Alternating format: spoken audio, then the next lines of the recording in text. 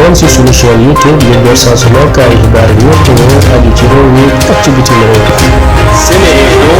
Amis internautes de Seneinfo.net et Seneinfo International, bonjour, bienvenue au résumé de l'actualité de ce lundi 1er juin 2020. Nous démarrons par les nouvelles du Sénégal avec le point sur la pandémie coronavirus. Sur 1820 tests réalisés aujourd'hui, 94 sont positifs. Il s'agit de 84 cas contacts suivis et de 10 cas issus de la transmission communautaire. 57 patients hospitalisés ont été contrôlés négatifs et déclarés guéris. 14 cas graves sont pris en charge en réanimation. À ce jour, 3739 cas ont été déclarés positifs au Sénégal, dont 1858 guéris, 42 décès et 1838 sous traitement.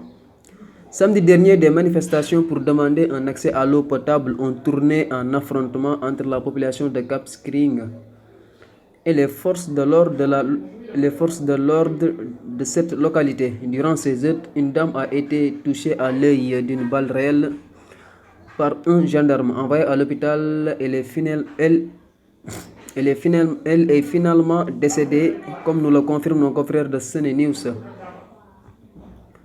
Selon Africa CDC, le Centre africain de prévention et contrôle des maladies, le continent africain recensait ce samedi 142 289 cas positifs au Covid-19 et 4084 décès dus à la maladie. L'Afrique du Sud et l'Égypte sont toujours les deux pays les plus touchés par la pandémie. Dans le monde, la pandémie Covid-19 continue de faire des victimes. À la date d'aujourd'hui, 6 152 160 personnes ont contracté le virus, dont 2 637 496 guéris et 371 700 personnes décédées. Les États-Unis continuent de payer le plus lourd tribut avec 105 773 personnes décédées et 1 825 970 cas confirmés. La police américaine a utilisé du gaz lacrymogène dimanche près de la Maison-Blanche pour disperser des manifestants n'ayant pas respecté le couvre-feu instauré dans la capitale, à l'instar d'autres grandes villes des États-Unis où des milliers de personnes manifestent parfois avec violence depuis plusieurs jours contre les brutalités policières et le racisme.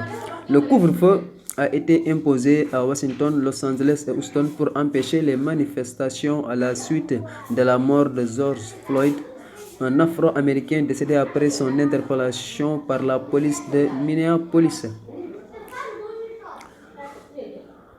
C'était tout pour aujourd'hui. À demain pour d'autres informations. Merci.